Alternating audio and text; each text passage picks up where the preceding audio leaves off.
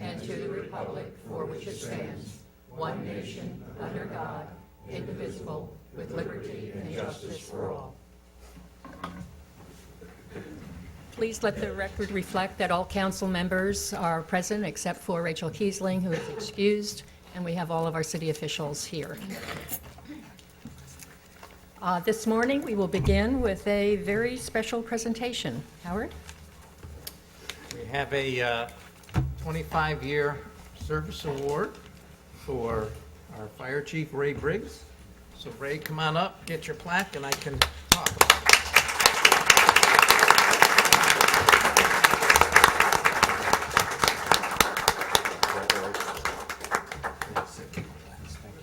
As Ray goes over to the... Take my plaque and leave it. Not getting off that easy. Hold on, are you gonna replace this? Maybe. Okay. As we're taking pictures, let's see. Ray has been a local boy since the age of 3. In other words, local Charlotte County, Punta Gorda. Pretty local. That's local. Graduate of Charlotte High. He joined the Punta Gorda Volunteer Fire Association in 1989. He was appointed a career firefighter in 90.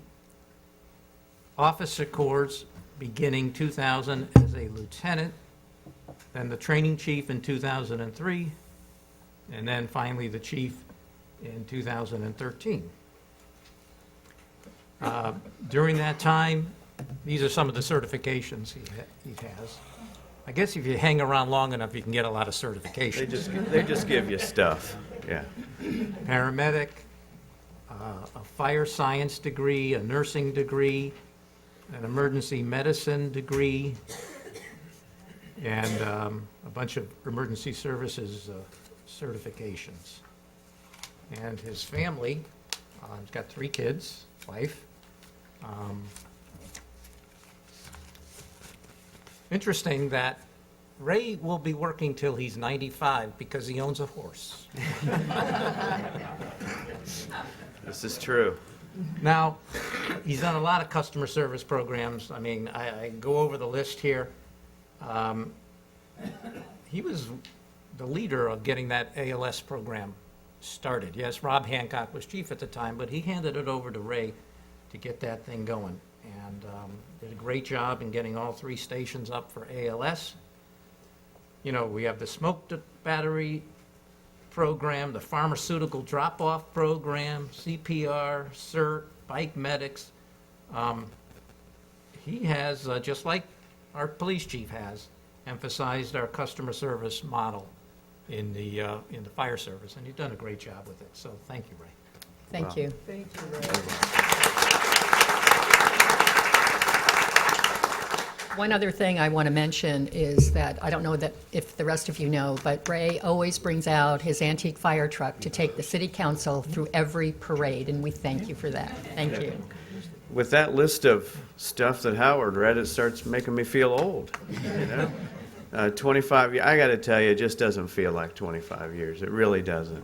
I am just honored. Thank you for the recognition. I think my daughter was able to come today. The rest of my family couldn't make it. They're in school, but they really deserve this award as much as I do. There's been a lot of long weekends and late calls and all those things, but I'm just honored to have such a great career. And you know, you hired me when I was 7. That's why. So I just really do appreciate it. I've got a wonderful staff, and that's the difference. The city is just a unique place and a special place to work, but it's really about the employees. And so I've just been blessed with, you folks have shown confidence in me and given me your trust, and I appreciate that. And just a wonderful staff. I appreciate everybody who's here. And I don't know that I've got another 25 years, but I've got a lot of years left. So thank you. Thank you, Ray.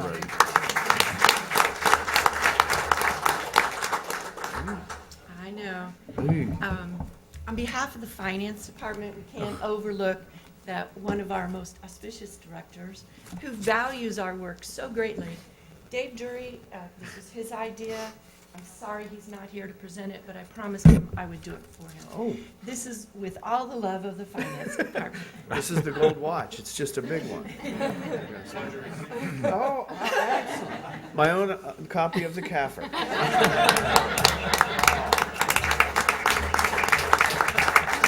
All right, thank you. Thank you, everybody. Thank you, Ray. For everybody's benefit, the CAFR, which is the Comprehensive Annual Financial Report, is not the most well-read report that we have, and we make all the directors read it thoroughly from top to bottom. It's very interesting.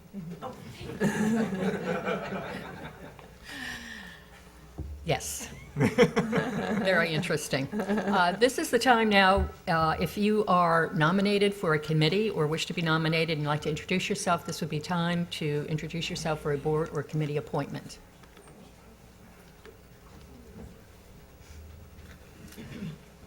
Good morning.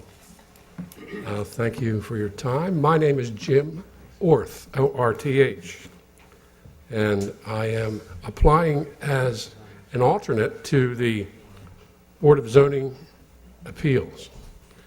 My background is in construction. I'm a nationally certified building, mechanical, and plumbing code expert / retired. I'm familiar with land use, zoning regulation. I'm familiar with the lines and grades and engineering.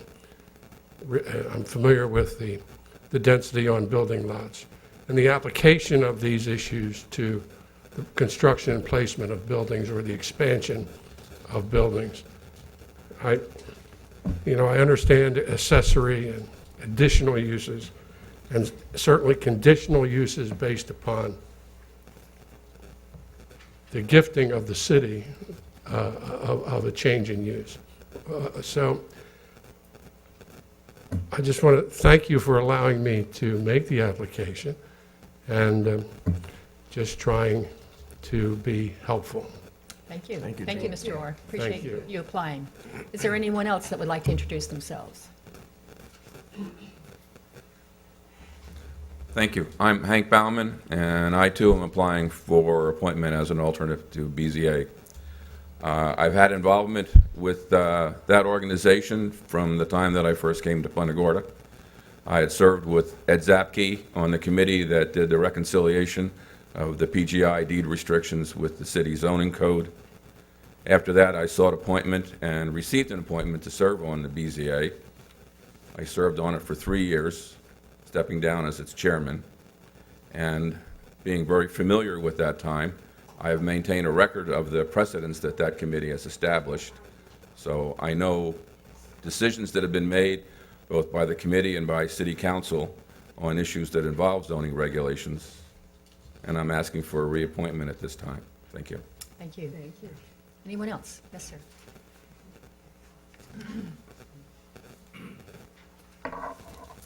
Good morning. I'm Joe Delacourt.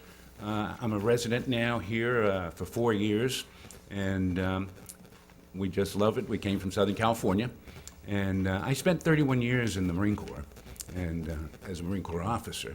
And, 26 of those were on the tactical side. My last 5 years, I was on the base support side and at Camp Pendleton, where we had a population of 100,000. We had our own city, in essence. We had a fire department that had 17 stations, 5,500 roads, miles of roads, housing for 20,000 married, and then another 30,000 non-married.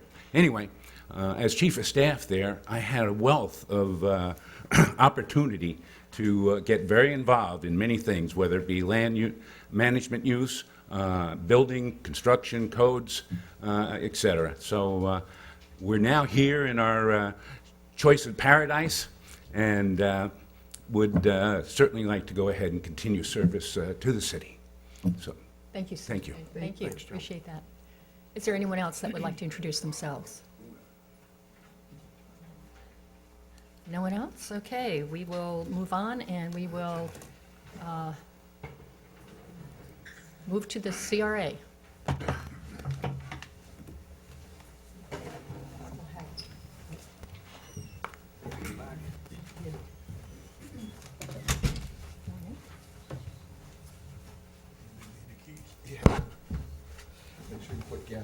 Good morning, sir. Morning.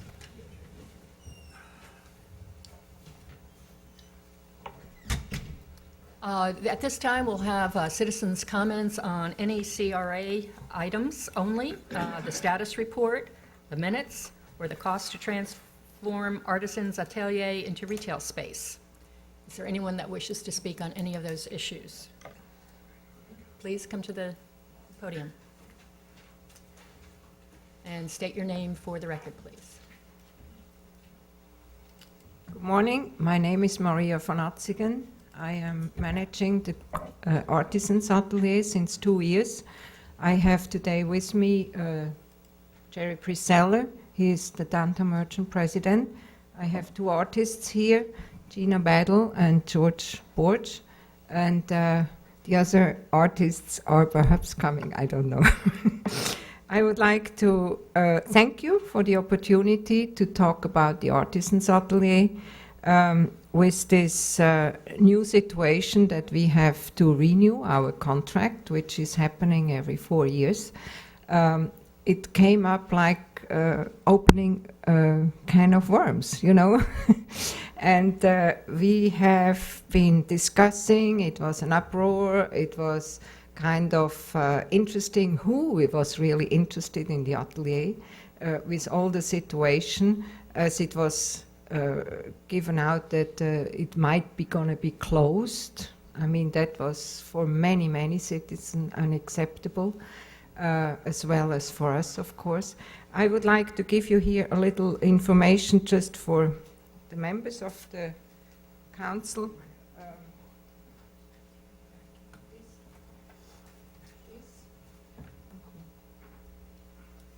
Or you just want to give them and we'll pass them down? Thank you.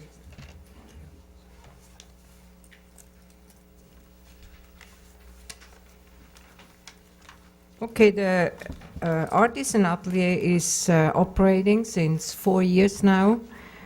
We had 29 artists going through.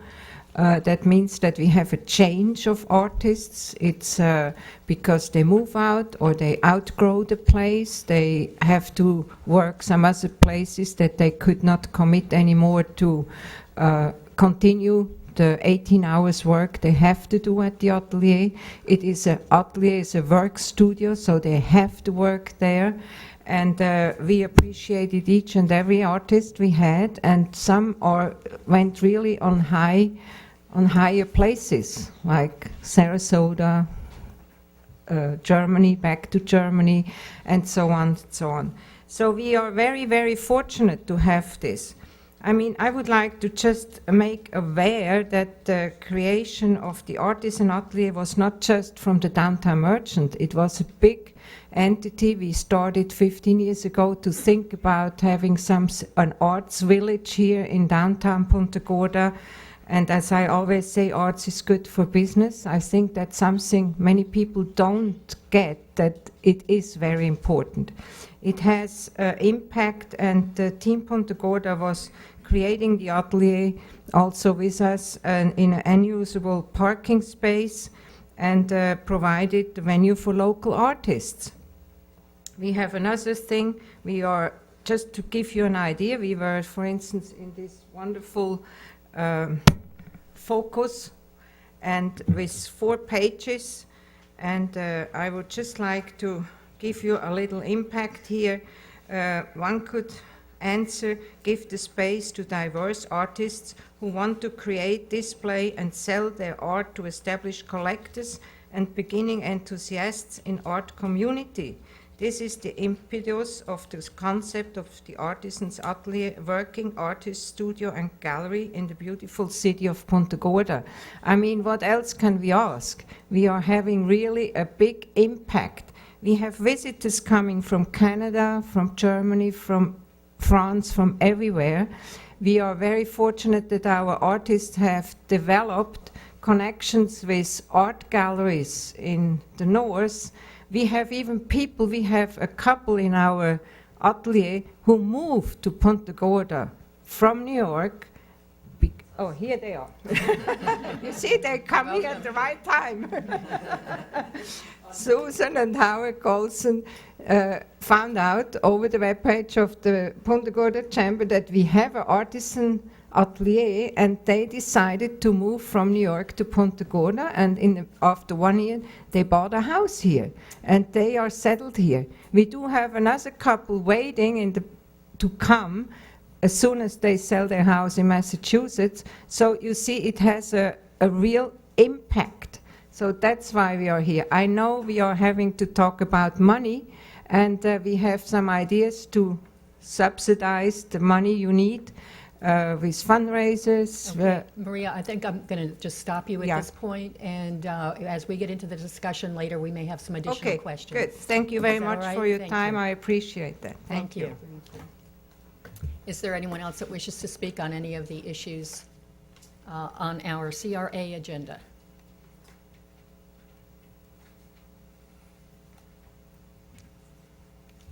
And I think we'll make sure we limit it to 3 minutes. Thank you, Yes, sir. ma'am. Yeah, I know. I get that a lot. My name, Frank knows. My name's Adam Cummings. I have an office downtown Punta Gorda, Edward Jones office, financial advisor, and I'm wanting to address the use of the Atelier location.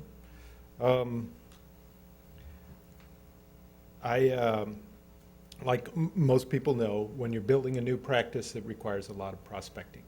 And imagine my surprise when after 16 years of going door to door as a county commissioner in Punta Gorda, I discovered that I'm not allowed to do it as a businessman.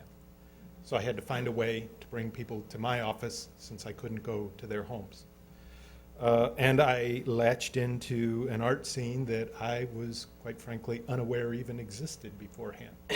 And it continues to astonish me at just how vibrant and successful and growing I've seen it happening even over the short period of time that I've been there.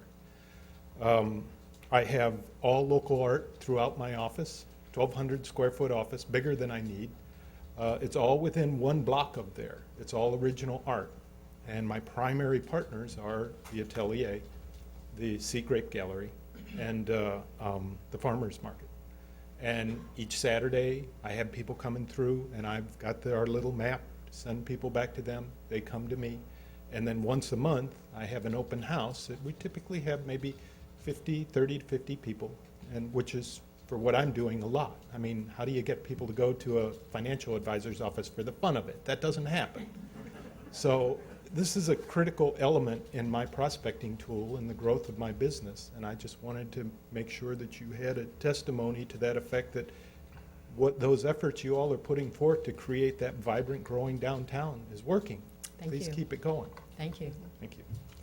Is there anyone else that wishes to speak on CRA business? Okay, if not, we will go into our CRA project status report. Howard. Howard Koenig, CRA Director.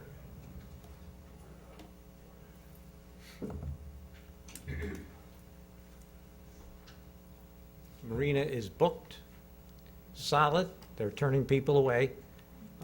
Community room has had some good usage. We have changed the way we're reporting our liveaboards, including the moorings. There's as of a couple days ago, there were 29 people staying on their boats. When I say staying on their boats, it's more than a night, it's more than 2 nights, it's more than a weekend. Some are staying a month, 3 months, 6 months, up to a year. So it's become like a little community there. There were 4 moorings a few days ago. This morning there were 6. So it changes daily. Sure. But there's a lot of people there, and it's booked. Questions? Clearhead, give a little idea of how much is being used. Now, there was a lot of windy conditions.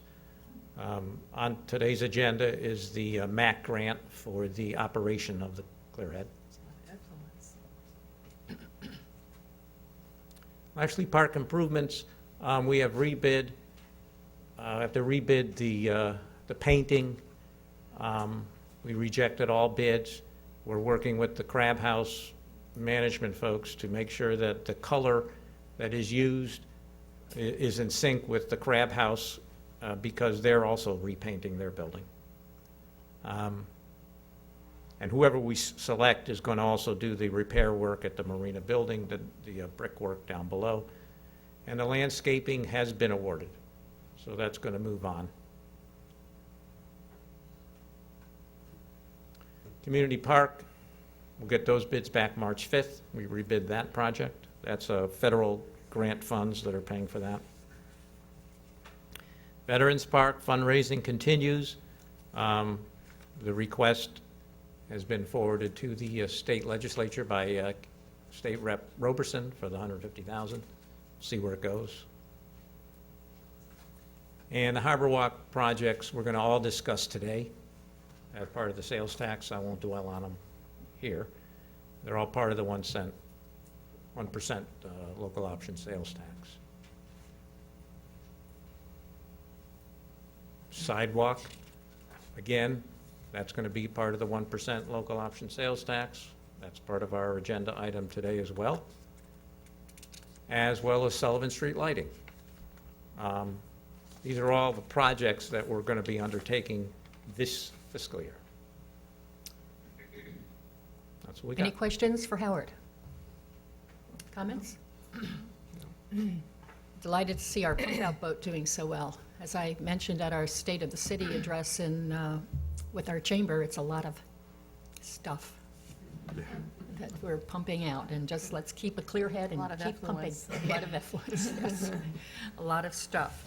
Our next item on our agenda is approval of the minutes. Move approval. Second. It's been moved and seconded to approve the minutes. All in favor? Aye. Any opposed? All right, we're moving now into discussing the cost to transform the Artisans Atelier into retail space and future use of space.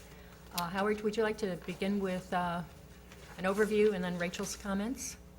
Yeah, Councilmember Kiesling has comments on a lot of agenda items, so I thought I would, she doesn't have the benefit of the conversation, unfortunately. That's the nature of the game. So I'll read the comments in.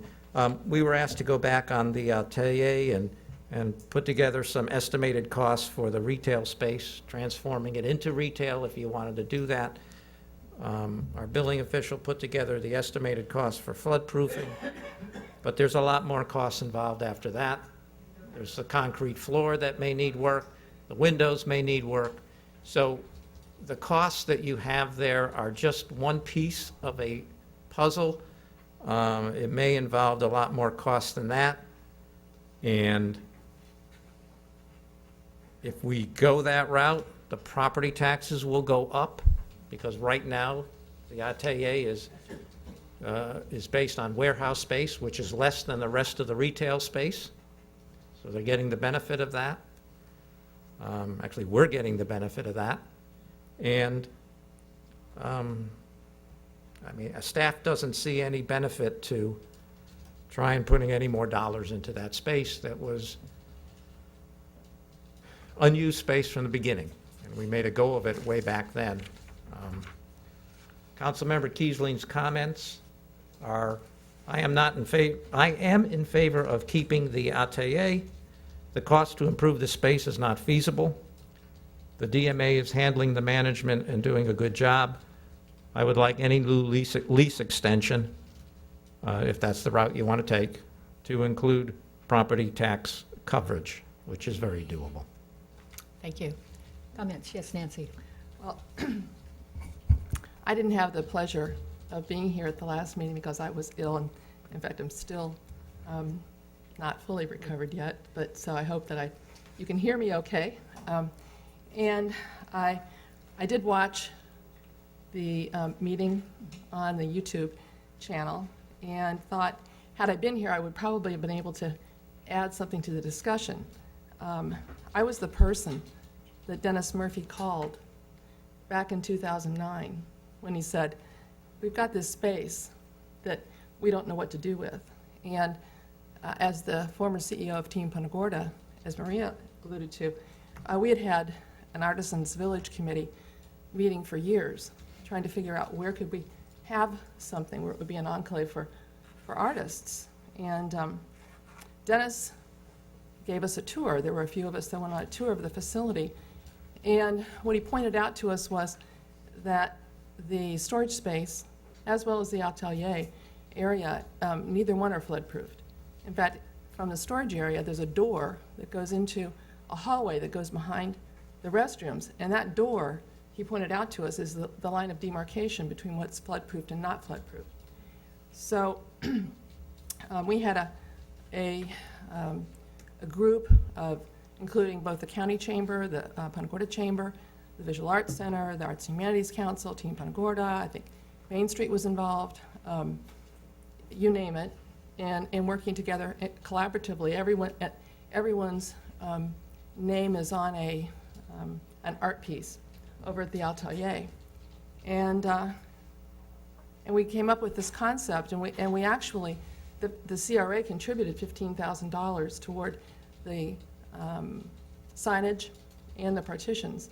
And I know people look at those partitions and say, well, they're cages, but FEMA says water must flow through there. And so we got a grant from the Charlotte Community Foundation of $7,500. Owen Ames Kimball, OAK, who built the garage, donated $30,000 worth of materials and construction labor to finish off the atelier. Alliance Design Group, they provided $10,000 worth of engineering consulting, as well as TLC Engineering out of Fort Myers did about $10,000 worth of engineering work for the atelier. So it was quite an effort, and we appreciate everyone's contributions. I know that the material we were given said the electrical's there. A lot of what is there, some of it was already there, but much of what is there is because the atelier raised the funds, and it's there because of it. I also learned a lot in that process about the flood proofing, and since then I've had conversation with a local contractor, an engineer, and the architect who did all the work on the atelier. And as Howard alluded to, flood proofing is a very involved process. The slab itself is not anchored into the ground, and as such, that's why if a flood event did occur, the water would need to flow over it so it wouldn't pop up. So typically a slab is waterproofed on the underneath side. So I don't know how you would address that, but it would need to be anchored into the ground, which is expensive. The other thing that we need to look at are the windows. The windows of the atelier go to almost to the ground. And in the east building, they don't. And that's because they're above base flood elevation. So if we wanted to keep the windows the way they are, we would have to have an engineer look at those because the lateral stress of these openings is too much. So it would be very involved. And there's an estimate of it would cost upwards of perhaps even more than $250,000 to do the flood proofing. So for that reason alone, I think it's cost prohibitive for us to really get into wanting to do flood proofing at this point in time. And then I look at the atelier and what the atelier does for the community. And I know as a committee member in helping work on this, I worked on the business case itself. Had we known that we would need to pay property taxes, we would have included that in our calculation. Because in our presentation, I made a presentation right from the podium over there. Had we known, we would have included that. And as Howard said, had we known, we would have told you needed to include it. So I think that what we need to do is take a more collaborative approach with the atelier and say, we're sorry that we found this out, and can you figure out how to work on this? Because our commitment at that time, people have said to me, oh, well, it's not a big deal. The city should just pay $1,000. I said, no, that's not the point. The point that we made when we made the presentation to the city is we appreciate the CRA's contribution to getting it going, but the day-to-day operations of the atelier should be cost neutral to the city. And that was our commitment. And I've talked with Jerry and John Wright, and they agree that that stands today, and that everyone wants to work through it and come up with a solution. And so I think that, I feel we owe it to those who've helped make this a wonderful asset for our community, to allow them to fix it and to move forward and come up with a more long-term agreement. Other comments? Yes, Jane. I can remember voting for it, thinking it was a brilliant idea. I still do. And I think it is a real asset to the city. So my only concern is I have two questions. One, how many artists do we have there now? 10? And then also, if there's negotiation, I think Howard can handle it. Other comments? John? Just a question. Howard, could we have been that far off in our estimate to flood-proof the Atelier from $28,000 to $30,000 to? That was that was the building official's initial analysis of flood-proofing. He didn't go into it in great detail. He knows that there's the concrete slab that's going to need work and other things. Well, I just, when I had asked for that cost, I wanted, you know, what the number would be. So, I mean, I'm supportive of the Atelier, and I'll make those comments in a minute. But I did want us to have the real cost of what it would take to transform the Atelier into a rentable space. Now, that's going to cost you money. If you want to do that, we would have to go and hire somebody to give us a very detailed, we would have to hire an Owen Ains Kimball, for instance, or an architectural firm to go in there and itemize everything. We did not do that. If that's the route you want to take, we can do that. Well, if Nancy is accurate, I'm just a bit disappointed that we have that big of a spread in a number, but be that, let's put that aside. I believe that the Atelier plays an essential role in the downtown, and I'm supportive of it. I wish to see it continue on. I'm confident that the shortfall in the cost to the city can be made up the next time a lease is negotiated with them.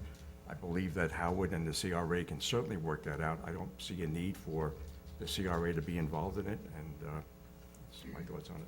Kim, any comments? I agree with all of you. I want to thank Nancy for the history lesson.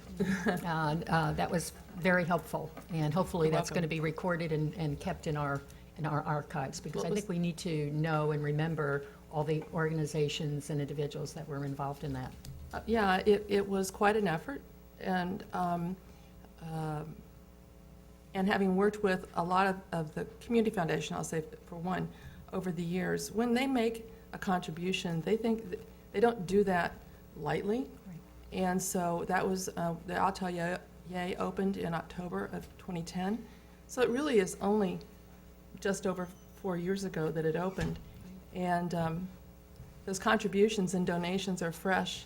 And I think if we were to then turn it into something else at this point in time, it's like taking, you know, over $70,000 worth of contributions to get that going and kind of just saying, well, you know, we've got something else we want to do. Well, I think I hear a consensus, though, of the group that we want to keep the Atelier.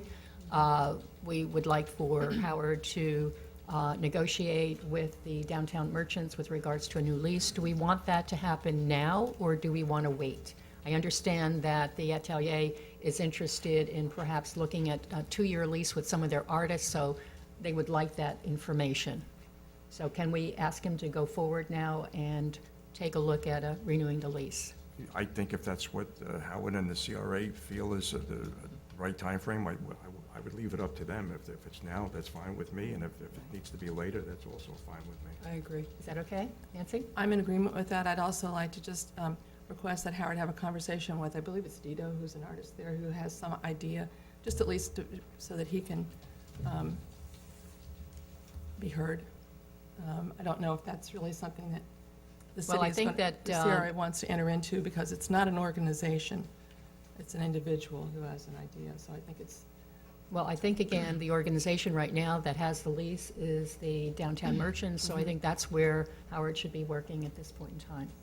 I agree. Is that agreed? Is that all right? Yeah, Okay. again, as I mentioned last month, we were approached by an individual, an artist, who asked, when does the lease expire?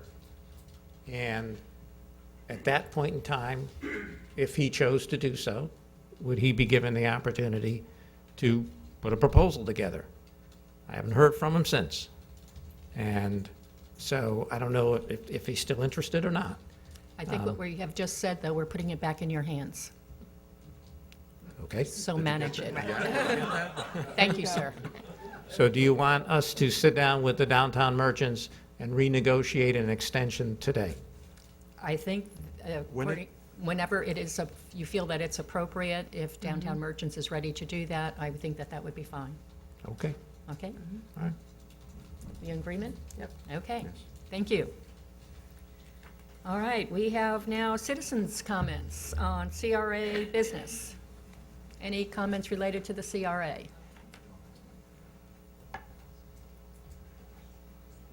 All right, seeing none, commissioner comments. Tom? No, that's fine. Okay. No. Frank? No, thank you. Just glad to be here. Thank you for being Even though here. I'm not fully recovered, I'm glad to be here. Well, we're glad to you are see you, too. too. We are Thank you. glad that you're here as well, and I don't have any comments either, so, oh, yes, sir? Mayor, before you move on, I wanted to give you just a brief update with respect to the Morgan Stanley lease. Yes, thank you. I hope you hadn't noticed, but if you had, I apologize. I was reviewing my latest emails that were coming in fast and furious this morning before the meeting. Howard has often made the comment that the attorneys in New York, don't really have our lease as their highest priority, and I think over the last set of emails, I think that's probably very true. But she now has our attention, and I think we're very close to getting a draft that is mutually acceptable within a very short period of time. And how short is that? Well, A New York minute. Yeah. I will get to her the Word version of our document so that they can put in some of the nitpicking things that we're down to. And I will keep pressing. I don't know whether you would want to have a special meeting of the CRA if it comes in within the next week or so. I would anticipate we would certainly have it, I would hope that we would have it in hand before the next CRA meeting. But it's quite obvious that it has not been given the attention that it needs. And as an attorney with a busy practice, at least I can understand. But I think by pressing the point, we'll be getting a final draft soon. What is your pleasure? I'm thinking that if it does not change materially from what was presented previously, is there any reason that it needs to come back before us? I share that opinion. I agree.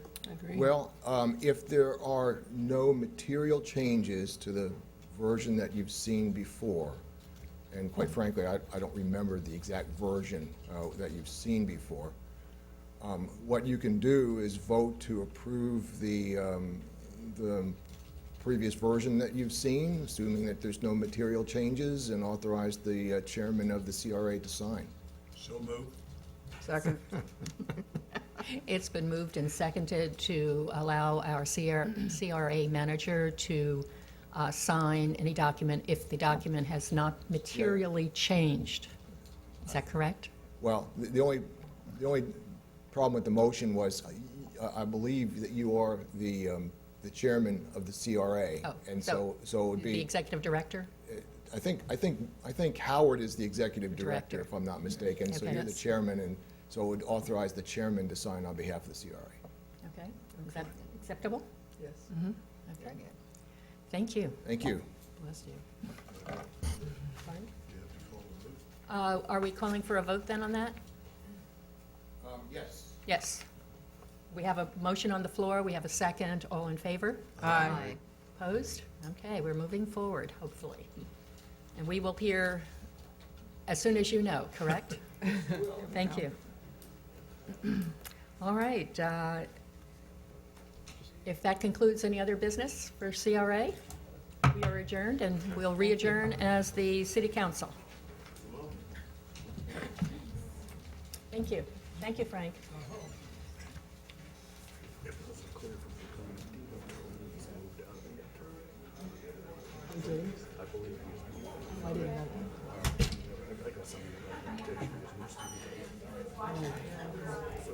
Nobody told me that, but anyway, we're moving on. I just wanted to make sure somebody was there that needs to be heard.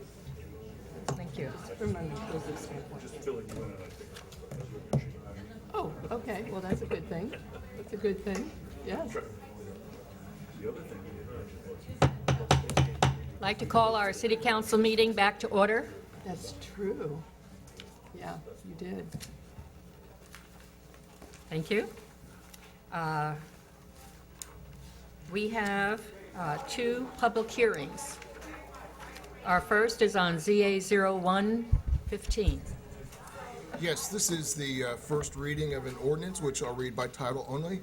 An ordinance of the City of Punta Gorda, Florida, amending Chapter 26, Punta Gorda Code, known as the Land Development Regulations, amending Article 3, Regulating Districts, Section 3.7, NR Neighborhood Residential District, subsection G, Development Standards, Paragraph 2, to clarify the minimum and maximum setback requirements for properties with more than 2 street frontages, providing for conflict and severability, and providing an effective date.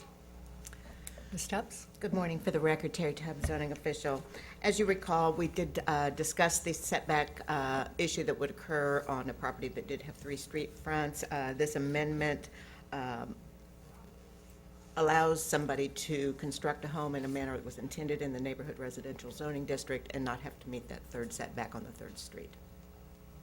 Questions? Planning Commission recommended approval, I'm sorry. Okay. Questions? Yeah, Yes. I have a good, Terry, what,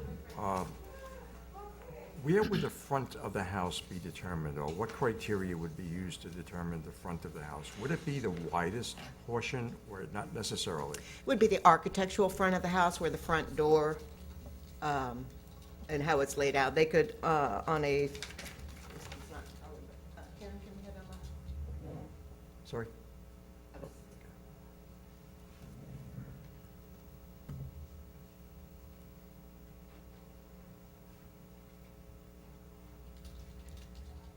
So when you've got the 3 street fronts there, the property owner could, front on Charlotte, they could front on Durance if they chose to, and, press these 2 corners, or they could front on Gill and Charlotte. It would just depend on how they wanted the house to lay out.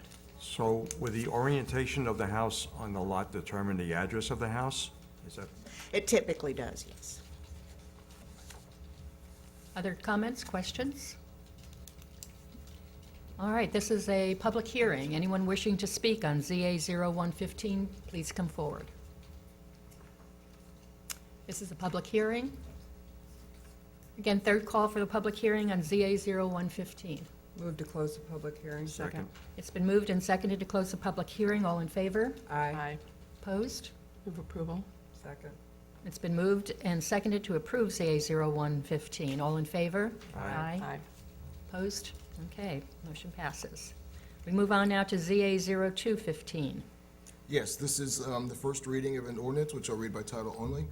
An ordinance of the City of Punta Gorda, Florida, amending Chapter 26, Punta Gorda Code, known as the Land Development Regulations, amending Article 3, Regulating Districts, Section 3.13, SRO, Special Residential Overlay District, subsection D, setbacks, providing for definition, providing an allowance for pergolas with adjustable louvers that can be closed to form a louvered roof, providing for definition of the term roof over to clarify the difference between a pergola with louvered roof and a roof over, providing for conflict and severability, and providing an effective date. Let me start out by saying that what should be a very simple ordinance, and Terry will explain pergola aspect of this and really why the ordinance was brought before you. During the course of the final review of the ordinance, it was discovered that the ordinance as it was originally written and as it's currently in the code and as it's going to be amended today didn't say what everybody thought that it said. And there's sort of like psychological studies that say that the brain inserts words occasionally where the words don't exist in the page. And I will bring your attention to the provision that's actually stricken in the paragraph D.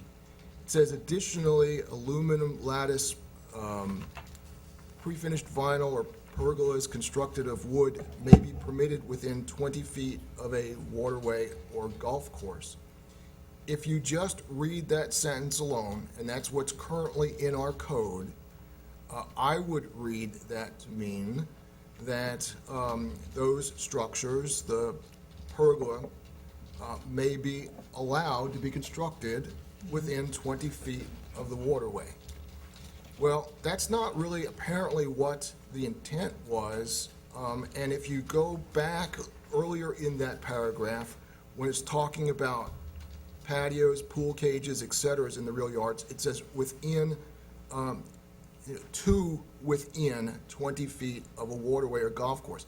The idea being that you can have that structure to within 20 feet, but not into that 20-foot setback. And when you look at the second to last sentence, where it talks about the overhang of the lattice pergola cannot encroach more than 1 foot into the required 20-foot setback, that would be consistent with the sentence as it relates to pool cages, and would be consistent with the sentence that relates to pergolas if it was to read to within 20 feet. In other words, if you can't have the pergola within that 20-foot setback, it wouldn't make any sense that the second to last sentence about having you can encroach within 1 foot. So, having said all that, I was trying to determine whether or not that is a fundamental defect in the ordinance that would require re-advertising because of the problem in the underlying provisions that are in the code.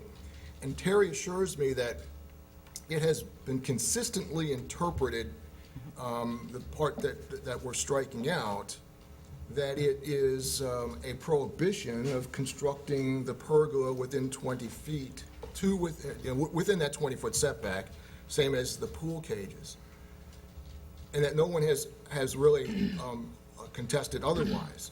So as long as it is understood within the intent of the original paragraph that it is a prohibition, I don't really have any problem moving forward with what was intended to be a relatively limited Scrivener's error that we wanted to bring to your attention initially, and that is that in paragraph D1 of the proposed ordinance, the new language, that we insert the word to. This would be the second line in paragraph D1, where it says, may be permitted, I would insert the word to within 20 feet to be consistent with the language that is appearing and being unchanged above that as it relates to pool cages.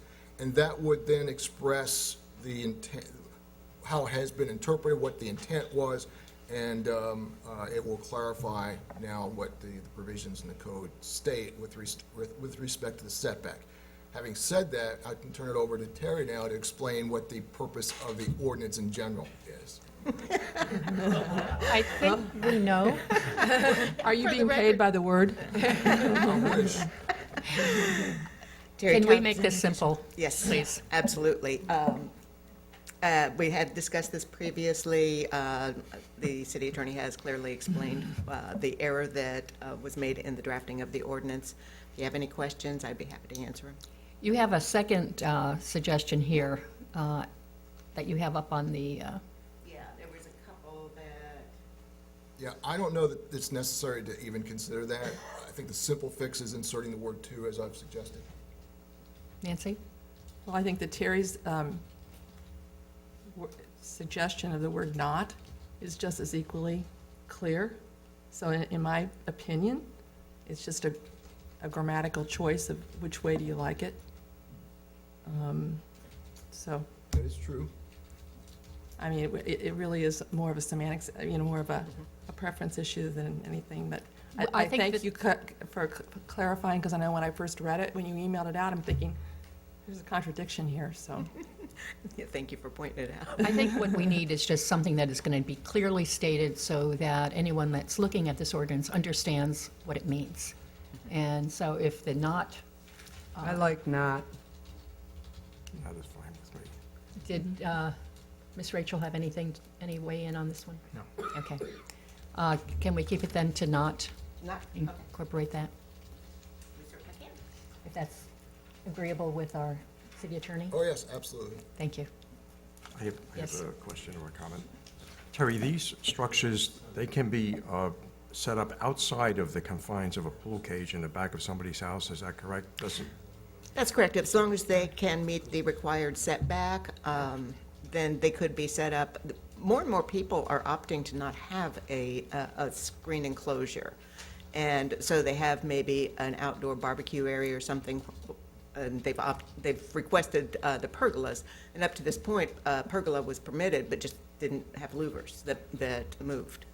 we've taken some effort here in this ordinance to preclude a solid roof on the top of a pergola. My concern is that a louvered roof, once it's closed, becomes a solid roof. And my concern is that it could potentially be utilized as a storage area. And so I did a little research, and I found that the city of Naples has an ordinance on the use of pergolas, and if I just take a minute and read that to you. Arbors, trellises, or pergolas in multiple family, single-family districts shall not be enclosed, must be a minimum of 50% open to the sky above, and may be used only to provide shade or serve as a decorative architectural or horticultural support element, and may not be used as a carport, storage shed, boat shelter, or the like. And so my concern is that the possibility exists for a pergola with louvers in a closed position possibly being used as a storage shed. And I believe that that's why they incorporated that wording in their ordinance. How you all feel about that, but that would be my concern. That's very interesting. I had not even thought about it being used as a storage area. Again, what we had seen with the louvered pergolas, I mean, they're very attractive, they're very open, they're used more as, over barbecues or over porches or something like that, but, When you research pergola on the internet, it comes up with the typical pergola, I think, that we all It's have in open. mind, a wooden, grated type of environment. And I haven't seen, except for this one manufacturer that was used the first time we learned about this, Arcadia, I think was the name of the manufacturer. But just some cause for concern that I think we may want to consider. yes, Terry? Along those lines, anything that is within the 20-foot, between 25 feet and 20 foot, could not have any kind of walls or supporting, so it couldn't be necessarily enclosed, but if it was within the buildable area, yeah, technically it could be enclosed. The code does prohibit outdoor storage, but if, I don't know why they would use a pergola and then use it for storage, that, I mean, it's, Would we want to add perhaps a line similar to what Tom has read in terms of it cannot be used for? Sir? I think that's the way to address this, but it brings up another question that Terry and I have debated, and we knew that it would have to come before you for a resolution. You'll see in paragraph 3, D3, which is consistent with what has been the case prior to this amendment, that roof overs are prohibited. And we have a definition of a roof over, which means it's basically a solid roof surface that doesn't have louvers or any method of movement. I posed the question, what is the functional difference between a pergola that is completely closed, which is allowed in paragraph 2, and a roof over that is prohibited in paragraph 3? And if the reason why roof overs are prohibited, and I don't know what the genesis of this regulation is, but if it was based somewhat on what the Lee County ordinance says, and that is that it would facilitate outdoor storage, then maybe we don't have to worry about having the prohibition about roof overs, but have a prohibition about outside storage underneath a roof over or pergola. And we can add language like that. That's already in there. Outdoor storage in any, Well, But not included in this one. but not Yeah, this. and I think the argument might be made that if it was within the enclosure of the pergola, then it might not necessarily be outside storage. So just to be on the safe side, I would add that additional language. Yeah, okay. All right. Would that be agreeable? That would We be add additional agreeable. language? All right, this is a public hearing. Oh, wait, I'm sorry. So what the question I'm posing to you would be whether you would be willing to eliminate the prohibition of roof overs as long as there is a prohibition of having any outdoor storage beneath a pergola or a roof. My perception is that I think we should retain the roof overs in addition to putting in about the storage under the pergolas. Again, and just again for clarification and to make sure people understand that this is not acceptable. How, and again, I'm just asking, how then if, because originally the thought was that the pergolas, in fact, I think even the representative who made his presentation said that it was possible to keep the louvers from being completely closed. If we were to put some sort of provision in here to prevent them from being completely closed, then that would be consistent with our prohibition against roof overs. But then the discussion among staff was, how do you determine at what point it's completely closed And then who's for going to enforcement? code enforcement? Yes. Exactly.